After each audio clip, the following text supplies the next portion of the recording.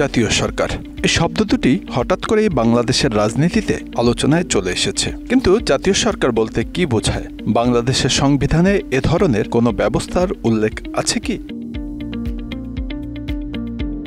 জাতীয় সরকার একটি তত্ত্ব বা ধারণা হিসেবে মূলত এমন একটি শাসন ব্যবস্থা যেখানে একটি নির্দিষ্ট সময়ের জন্য দেশের সকল বড় রাজনৈতিক দল একত্রে সরকার গঠন করে।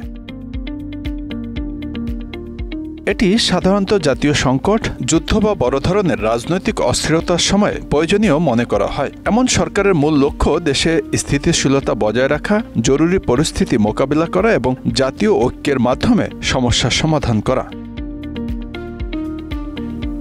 বাংলাদেশে গত ৫ আগস্টের পর বিএনপির ভারপ্রাপ্ত চেয়ারম্যান তারেক রহমান এই প্রস্তাব দিয়েছিলেন। এরপর নানা সময় অন্যান্য ছোট বেশ কয়েকটি রাজনৈতিক দলও এ বিষয়ে দাবি তোলে।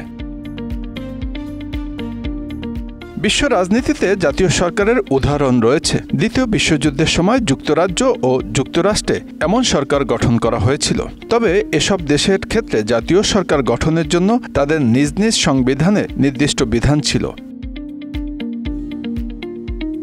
কিন্তু বাংলাদেশের সংবিধানে জাতীয় সরকারের কোনো ধারণা বা কাঠামোর উল্লেখ নেই। সংবিধানের ৫৫ নম্বর অনুচ্ছেদে স্পষ্টভাবে বলা হয়েছে যে দেশে একটি সংসদীয় ব্যবস্থা চালু থাকবে যেখানে প্রধানমন্ত্রী নির্বাহী প্রধান হিসেবে দায়িত্ব পালন করবেন।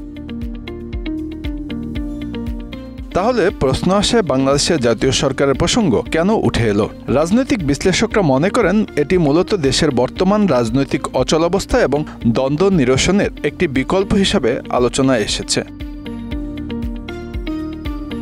গত ৫ আগস্ট শেখ হাসিনা সরকার পতনের পর থেকে দেশে এখনও অস্থিতিশীলতা বিরাজ করছে। পাশাপাশি প্রতিবেশী ভারতের সাথেও সম্পর্কের টানাপোড়েন শুরু হয়েছে, যা মূলত পরিস্থিতি জাতীয় সরকারের দিকে ঠেলে দিয়েছে বলে মনে করছেন অনেকেই।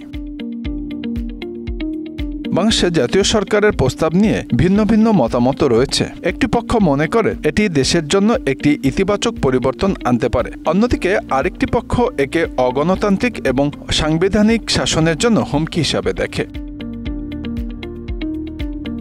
এ বিষয়ে সাধারণ মানুষের মনোভাবও মিশ্র। কেউ কেউ মনে করেন এটি দেশের স্থিতিশীলতার জন্য প্রয়োজনীয়, আবার কেউ কেউ বলেন এটি রাজনৈতিক দলগুলোর ক্ষমতার লড়াইয়ে নতুন মাত্রা যোগ করবে।